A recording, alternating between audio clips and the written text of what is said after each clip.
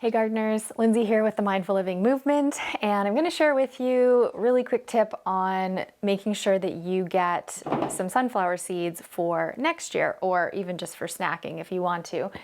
Usually I like to leave the heads of the sunflowers on the plant itself to fully mature and dry out and then harvest them that way. This year, the birds and the squirrels were really giving me a run for my money. So every time one of the flower heads started to die back and started to dry out even just a little bit, I harvested it and I threw it in this bowl here. And all of this has pretty much been sitting for, on the minimum, like 2 weeks or so, just to dry out completely, because harvesting seeds from flowers of any kind is always a lot easier when it is dried out and it's not sticky and stuff like that. So that is something that I'm just going to share with you. Sunflower seeds, super easy to harvest. Really just takes a little bit of time peeling them apart. There really isn't too many quick hacks to this, but when it is comes to beating the birds and the flowers, you do kind of have to be on it. I really didn't think that I was going to get a harvest of seeds, and it wasn't really for my eating. I just want to be able to plant them next year. So really, I've just got my bowl of dried ones and my other ones, and I was a little bit worried that I may have harvested some of these immaturely because of the fact that I was trying to compete with the squirrels and the birds, and that's actually exactly what has happened here. So this one, their seeds have not actually formed yet in it, which is too bad, but I do have some food for my compost now. So, and you can see some of these, like this one I'll definitely be able to harvest from. So there's lots of seeds still here, but you can see all of this was the birds. They were pecking all of that out. And this one is really good and crispy and ready for, oh, look at all those. Look at those seeds. This one is actually so ready to be harvested that the seeds are almost falling out of it for me, which is pretty sweet. That's when you really know that they're ready to go. Sometimes if you harvest them a little bit too early, they're just not going to germinate for you. They just never matured properly enough. This is sweet. I love when they just leap right out of the flowers for you. Makes things really easy.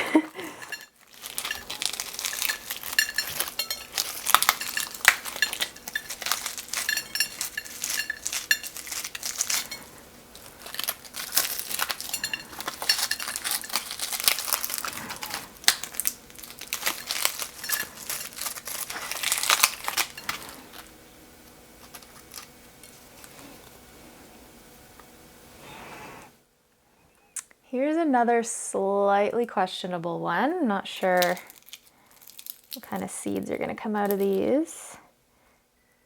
Yeah, this one I'm going to throw into the garbage bin.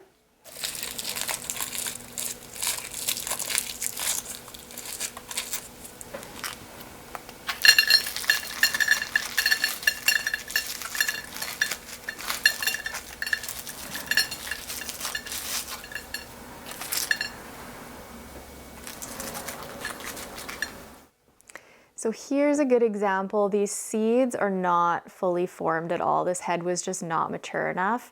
And quite honestly, if they don't kind of leap out of the flower for you, it's really not even worth your time trying to pick them out of there. So these ones are going to go into the garbage pile.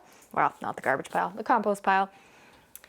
So this one actually is, I don't know if you can see it, there's mold growing in it. So it was really still had quite a bit of moisture in it, and everything has rotted, so no seeds are going to come out of that one. Same thing, immature seeds.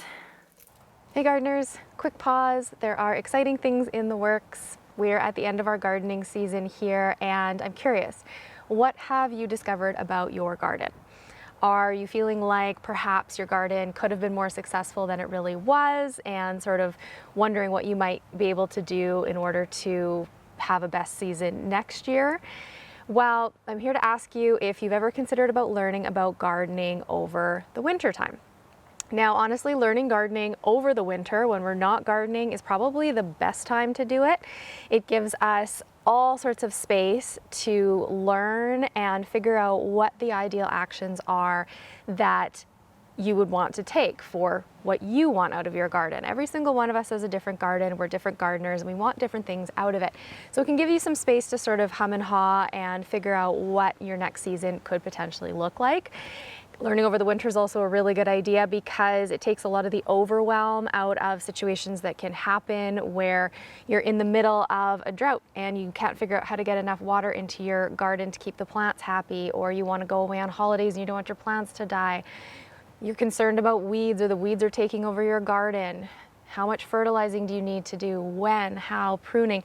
There's so many questions that can come up in the middle of the season, and a lot of times by the time we identify that we need to be doing something, it's too late. We probably should have already taken action on it.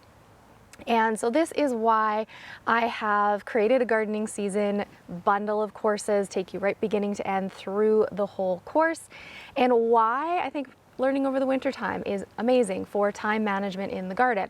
I call myself a lazy gardener because I try to do everything I possibly can to garden as big as I can in the most efficient manner as I can. And so these are things that I share with all of the gardeners that I work with, including how to manage our time better in the garden. So if you are thinking that it sounds pretty good and you might be interested in learning about gardening over the winter time, there is a link in the bio to my gardening course. This is a self-led version of my courses that you can take over the winter time. So if you want to learn how to have more harvests, if you are curious how to expand your garden for next season, whether it's figuring out what those best spaces are to put the garden, materials to use, what varieties actually you should be growing for your zone and your space and your time and even your preference for flavors, this is exactly for you. Now you can even learn how to indoor seed start, and this is a good one to get all the knowledge we need way before we actually need to be happening, because gardening is something that has to happen at specific times. And if you're interested about starting a lot of your own plants indoors, then indoor seed starting is definitely the way to go, but we need to learn way ahead so that we can actually start those seeds at the right time. So I've got a whole module in there about that if you're interested in doing that, because that can save you a ton of money when it comes to buying plants in the springtime. So the bundle is made up of 3 phases, as I said, beginning to end, all the way through the season.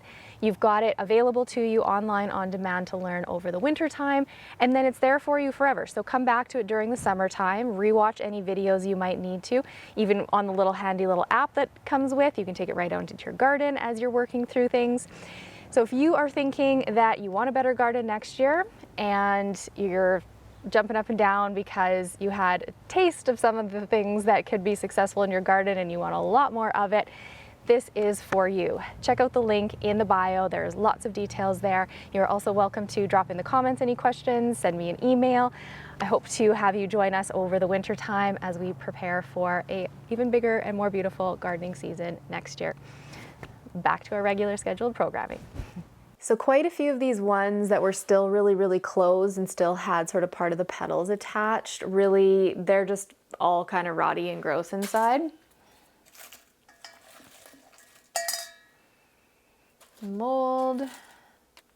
So I did manage to harvest a fairly decent amount of seeds. I was hoping for a lot more variety. I had planted some sort of mixed bag sunflower seeds, and I had a lot of different sizes, a lot of different colors. I think I've probably only harvested, I don't know, maybe 1 or 2 varieties here possibly, but still always a win. Anytime that you can save some seeds from something that you have in the garden and not have to buy more is always a good thing.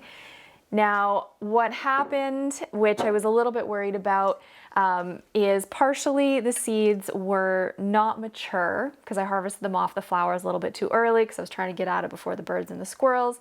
And there was enough moisture in a lot of these that they basically just rotted. They were sort of sitting in our garage while we were away on holidays, and I was hoping that that would be sort of warm and dry enough, but it was not. So this is all going to be going into the compost.